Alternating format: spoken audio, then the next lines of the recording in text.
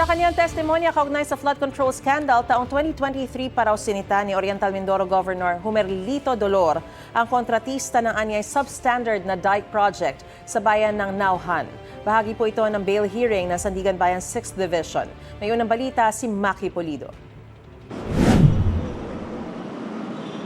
Sa pagpapatuloy ng bail hearing sa Sandigan Bayan 6th Division ng mga taga-DPWH Mimaropa, kaugnay ng maanumalya umanong flood control project sa Nauhan, Oriental Mindoro.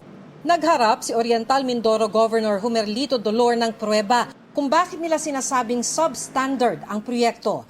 Bahagi ng kanyang testimonya ang 4 na video clip ng kanilang pag-inspeksyon sa gumuhong bahagi ng road dike.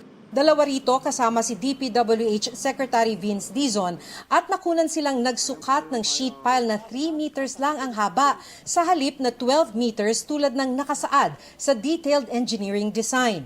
Sheet pile ang sumusuporta sa structural load o bigat ng road dike para hindi ito gumuho at hindi mauka sa ilalim kung mahampas ng malakas na agos ng tubig. Kung sinunod sana, ang laking tulong kasi ang nag-hold sa taas ay pundasyon. Kung matibay sana yung pagkakagawa sa ilalim, hindi gigiba yung taas.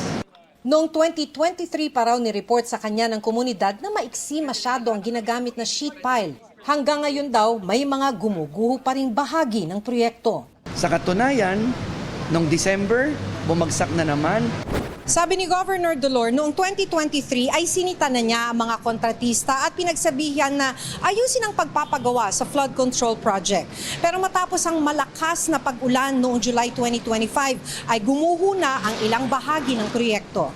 Kasama sa mga akusado sa kaso ang mga pinaghahanap pa rin sina Zaldico at mga opisyal ng itinatag niyang construction company na SunWest. Ito ang unang balita, Maki Pulido para sa GMA Integrated News.